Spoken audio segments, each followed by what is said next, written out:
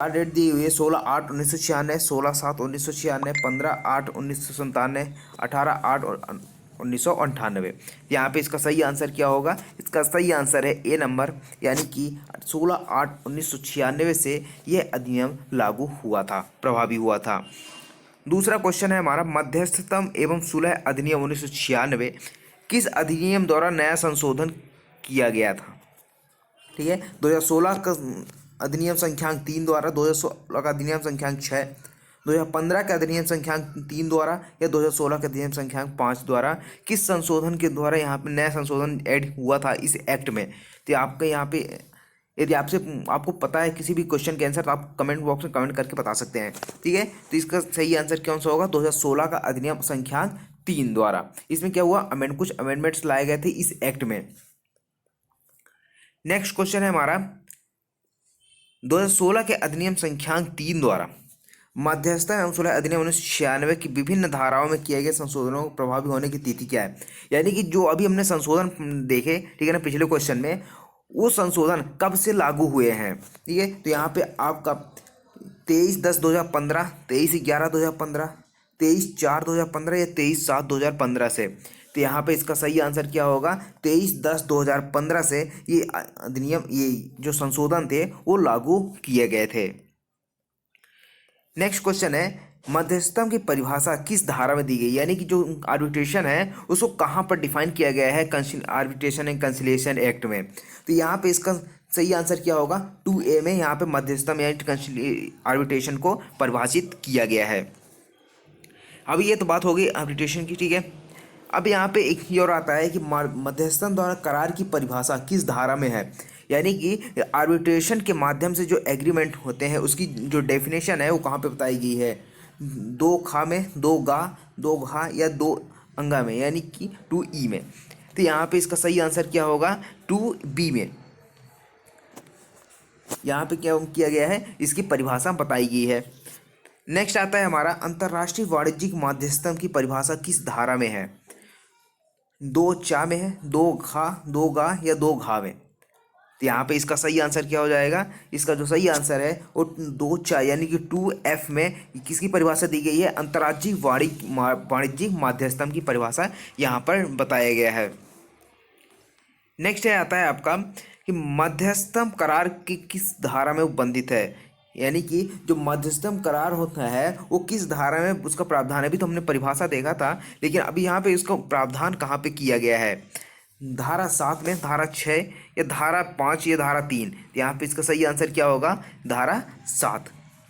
ठीक है, यहाँ पे इसमें परिभाषित किया गया, सॉरी इसका प्रावधान किया गया है। नेक्स्ट आता है आपका कि क्या पत्रों के आदान प्रदान, टेलेक्स, तार, दूरसंचार और अन्य साधनों के माध्यम से, अन्य साधनों मध्यस्थम करार को लिखित रूप दे सकती है क्या?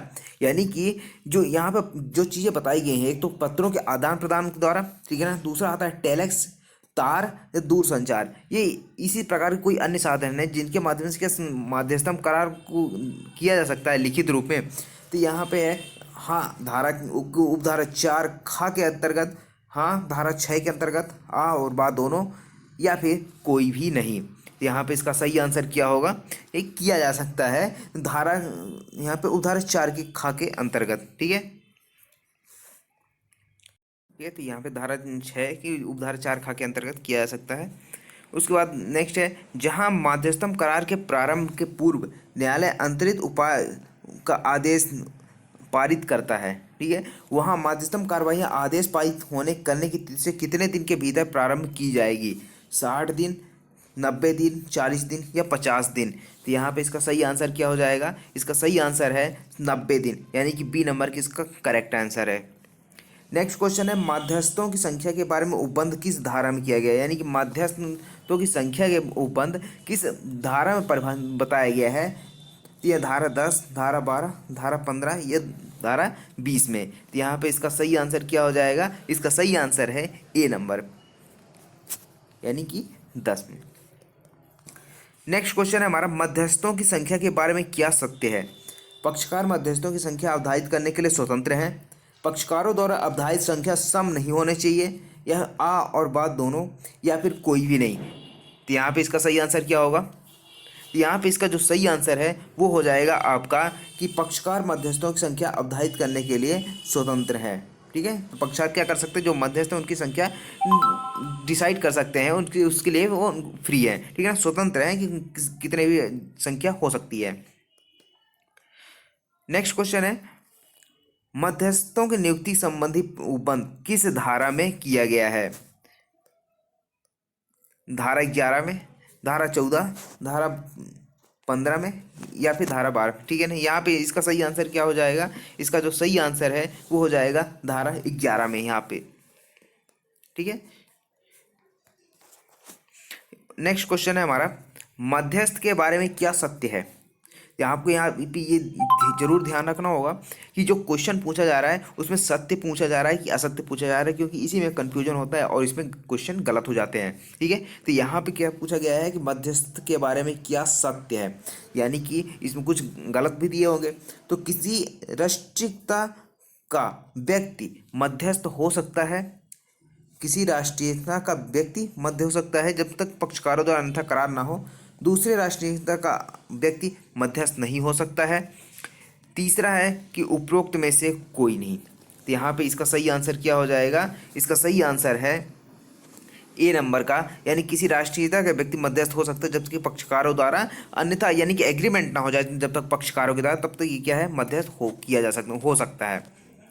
नेक्स्ट क्वेश्चन है, निम्नलिखित में से कौन सी धारा 2016 के अधिनियम संख्या 3 द्वारा अंतः स्थापित की गई जो 23/10/2015 से प्रभावी हुई है? यानी कि जो 2016 का अमेंडमेंट था ये इसमें भूतलक्षी प्रभाव से लागू किया गया, और ये इसमें कौन सी धारा अंतः स्थापित की गई? ठीक है ना, इंसर्ट की गई, नई धारा जोड़ी गई थी। तो इस धारा 29A, 29B या 29C। तो यहाँ पे इसका सही आंसर क्या हो जाएगा? इसका सही आंसर है बी नंबर, यानी कि धारा 29 का ये जोड़ी गई थी, इंसर्ट की गई थी। नेक्स्ट है, धारा 29 का के अनुसार मध्यस्थम पंचायत की समय सीमा क्या है? यानी कि जो धारा 29 का के अनुसार इस धारा के अधीन जो पंचायत दिए जाते हैं, अवार्ड पास किए जाते हैं, पारित किए जाते हैं, उसकी समय सीमा कितनी रहती है?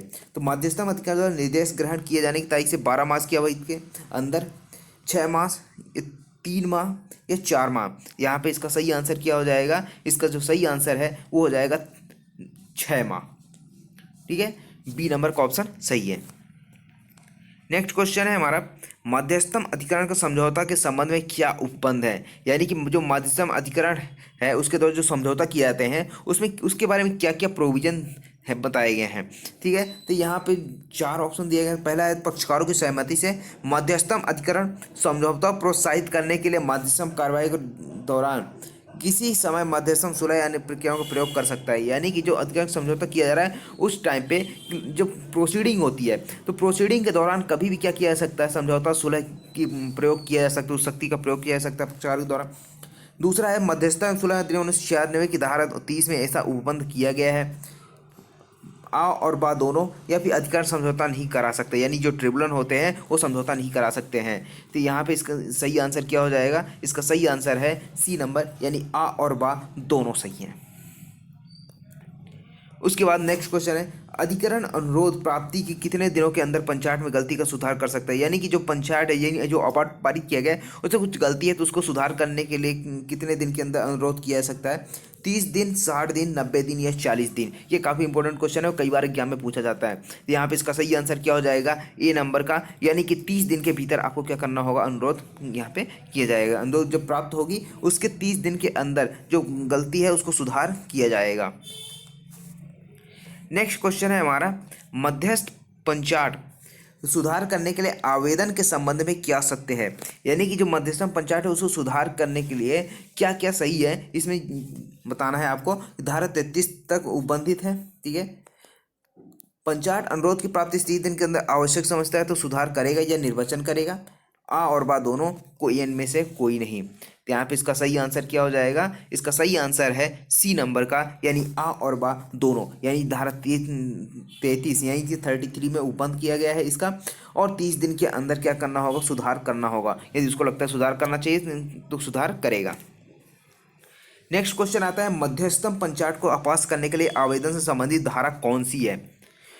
तो पंचाट को अपास्त करने की धारा कौन सी? धारा 34, धारा 32, धारा 30 या धारा 31। तो यहाँ पे इसका सही आंसर क्या हो जाएगा? इसका जो सही आंसर है ए नंबर का, यानी कि जो धारा 34 है, ठीक है। तो धारा 33 में क्या है? सुधार कर सकता है, ठीक है। और धारा 34 में क्या है कि उसको जो पंचायत पारित किया गया था उसमें क्या किया सकता है? उसको अपास्त करने के लिए आवेदन किया जा सकता है। किसमें? धारा 34 में। उसके बाद नेक्स्ट क्वेश्चन आता है हमारा, मध्यस्थ पंचायत का आवेदन सूचना की तामील से कितने दिन के अंदर निपटाना होगा? 1 वर्ष, 1 माह, 3 माह या 6 माह? ये काफ़ी इंपॉर्टेंट क्वेश्चन है, ये भी आया हुआ क्वेश्चन है, ठीक है। तो यहाँ पे इसका सही आंसर क्या हो जाएगा? 1 वर्ष, यानी कि जो पंचायत का आवेदन किया जाता है, ठीक है ना, पंचायत के आवेदन सूचना की तामील से कितने दिन के अंदर निपटाना होगा? यहाँ पे इसका सही आंसर है 1 वर्ष। उसके बाद नेक्स्ट क्वेश्चन आता है हमारा 21। 21 क्या कहता है कि सुलहकर्ताओं की संख्या के बारे में क्या सही है, ठीक है ना। धारा 63 में उपबंधित है सुलहकर्ताओं की संख्या के बारे में, यानी जो कंसिलिएशन वाले होते हैं, ठीक है, तो उसमें संख्या के बारे में कहाँ पे बताया गया? 63 में है। दूसरा कहता है कि एक सुलहकर्ता होगा और जब तक कि पक्षकार यह करार नहीं करते कि 2 या 3 सुलहकर्ता हो, यानी कि नॉर्मल तो एक होगा, लेकिन पक्षकार यदि चाहे क्या 2 या 3 से 3 सुलहकर्ता भी कर सकते हैं, और बा दोनों या फिर कोई नहीं। यहाँ पे इसका सही आंसर क्या हो जाएगा? इसका सही आंसर है सी नंबर का, और बा दोनों हो जाएगा। तो आई होप आपको ये पूरा समझ में आया होगा, ठीक है ना। तो मिलते हैं अगले लेक्चर में।